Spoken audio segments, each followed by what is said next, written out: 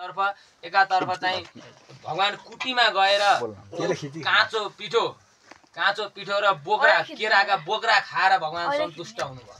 त्यो भावले हृदय खाएको त्यही भएर भगवान साउका तान्द्राले पनि अगाउनु भयो त्यस्तो भनेको छ भागवतमा भागवत सुन्नुहोस् भगवानका शिव पुराण सुन्नुहोस् भागवत सुन्नुहोस् जान कहिले पनि यज्ञ जहाँ भागवत लगाइयो त्यहाँ जानै पर्छ भन्ने छैन भागवत त मनैबाट सुनिन्छ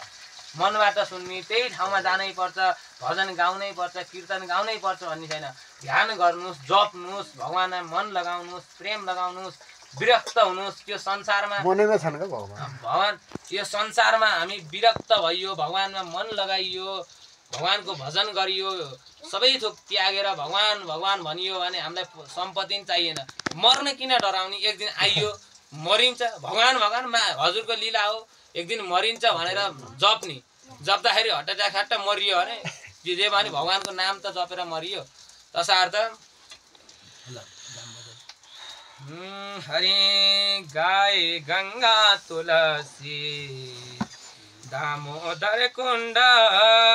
शालिग्राम भगवानलाई जाऊ वैकुण्ठ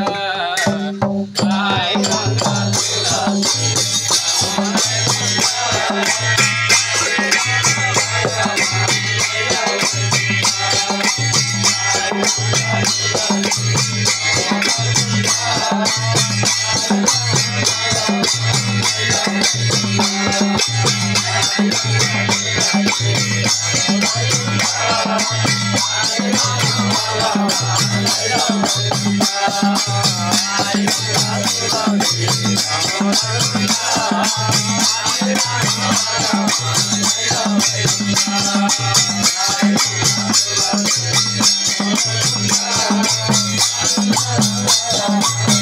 Thank you.